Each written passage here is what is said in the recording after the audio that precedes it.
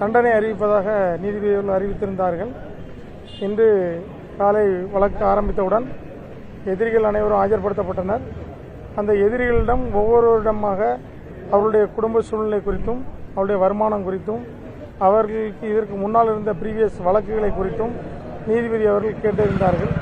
அதில் A1 ஸ்ரீதர் தனக்கு ஒரே ஒரு மகள் இருப்பதாகவும் வயதான தாயார் இருப்பதாகவும் கூறினார். அவர்களுடைய சம்பளத்தை குறியீடு செய்து கொண்டார்கள். அதுபோக இதுக்கு முன்னால் வழக்கு எதுவும் இருக்கிறதா என்று கேட்டார்கள். வழக்கு எதுவும் இல்லை என்று சொன்னார். அதன் பின்பு எனக்கு கையில் அடிபட்டிருக்கிறது, என்னுடைய விபத்தில் எனக்கு பிளேட் வைக்கப்பட்டிருக்கு, என்னோட வயது 61 ஆகிறது, ஏன்னா என்னுடைய தண்டனையை நீங்கள் கன்சிடர் பண்ணணும், நான் எந்த தவறுமே செய்யலை அப்படின்னு அவர் சொன்னார். கடைசியில் எனக்கு குறைந்தபட்ச தண்டனை வழங்குங்கன்னு சொன்னார்.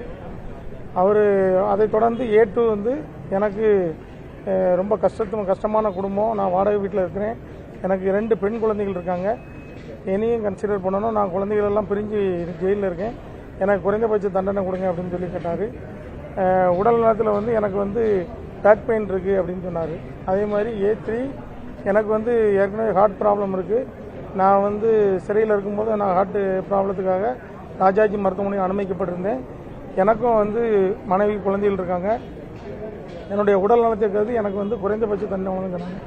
இதே மாதிரி அனைத்து காவலர்களும் தங்களுடைய உடல்நிலையையும் தன்னுடைய குடும்ப சூழ்நிலையும் சொன்னாங்க. இதையெல்லாம் குறித்து கொண்ட நீதிபதி அவர்கள் எதிரி தரப்பு வழக்கறிஞருடைய வாதத்தை கேட்டார்கள். அனைத்து வழக்கறிஞருடைய வாதம் முடிவடைந்து விட்டது. அதனைத் தொடர்ந்து பாதிக்கப்பட்ட குடும்பத்தினருடைய பெனிக்ஸோட தாயாருடைய கருத்தை கேட்டார்கள். அந்த அம்மாவும் நடந்த விஷயங்களும் தனது மகனுக்கும் தனது கணவருக்கும் ஏற்பட்ட காயங்களை குறித்தும் அவர்களை சித்திரவதை செய்தது குறித்தும் அவர்கள் நீதிபதி கூறினார்கள். அதனைத் தொடர்ந்து விக்டிமோட வழக்கறிஞர் ரூபஸ் அவர்கள் அந்த ரேர் கேஸ் என்பதை பற்றி மிக விரிவாக எடுத்துரைத்தார்.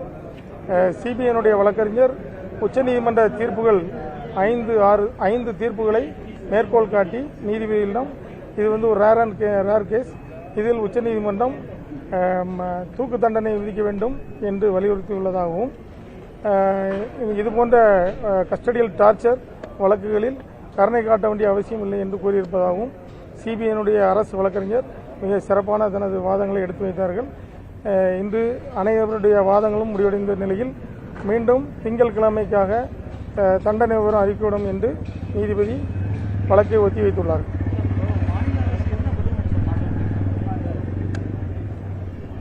இல்லை, அந்த அறிக்கையை நீதிபதி அவர்கள் இங்கே நோட் பண்ணல, ஆனால் அறிக்கையெல்லாம் விட்டது. அதனால் இன்று எதிரிகளுடைய கருத்துக்களை மட்டும் குறிப்பிடுத்திக் கொண்டு வாதத்தை கேட்டுவிட்டார்.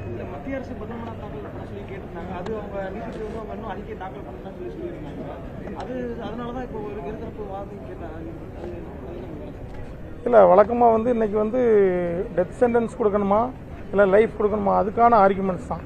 ஏற்கனவே குற்றவாளிகள் என்று அறிவிக்கப்பட்டு ஆகிவிட்டது. இதில் என்ன சென்டென்ஸ் கொடுக்கணும் அதுக்காக செகண்ட் ஆர்குமெண்ட்.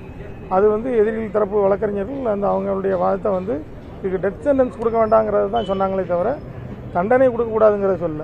நீங்கள் டெத் சென்டென்ஸ் கொடுக்கக்கூடாது, இது அப்படி ரேர் கேஸ் இல்லை அப்படிங்கிறத அவங்க ஆர்கியூ பண்ணாங்க.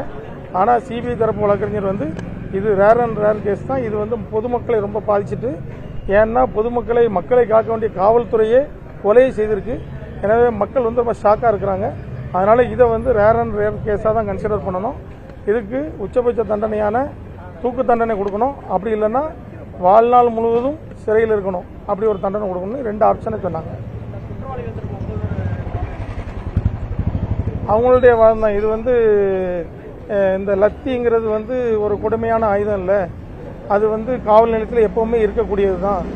அதனால் அவங்க வெஞ்சன்ஸோட ஆயுதங்களெல்லாம் எடுத்துகிட்டு தாக்கலை, அது ஆக்சுவலாக அங்கே இருக்கக்கூடியது அப்படின்னு சொன்னாங்க. அதுக்கு விக்டிம் தரப்பு வழக்கறிஞர் சொல்லும்போது, அப்போ அங்கே துப்பாக்கியும் தான் இருக்குது, துப்பாக்கி சுட்டுறலாம், நீங்கள் தொடர்ந்து அடிக்கும்போது உங்களுக்கு திருந்துறதுக்கு வாய்ப்பு இருந்தும் நீங்கள் அவங்க துடிக்கிறாங்க அழுறாங்க, அப்பவும் நீங்கள் நிறுத்தலை, துப்பாக்கி சுட்டா கூட ஒரு செகண்டில் உயிர் போயிடும், ஆனால் நீங்கள் தொடர்ந்து அடிக்கிறீங்க, அப்போ அது நிப்பாட்டி அடிக்கிறீங்க, ஆனால் நீங்கள் திருந்தலை, அப்போ உங்களுக்கு ஒரு இன்டென்ஷன் இருக்குது அவங்கள கொலை பண்ணணுங்கிறது தான் அப்படிங்கிறத சொன்னாங்க.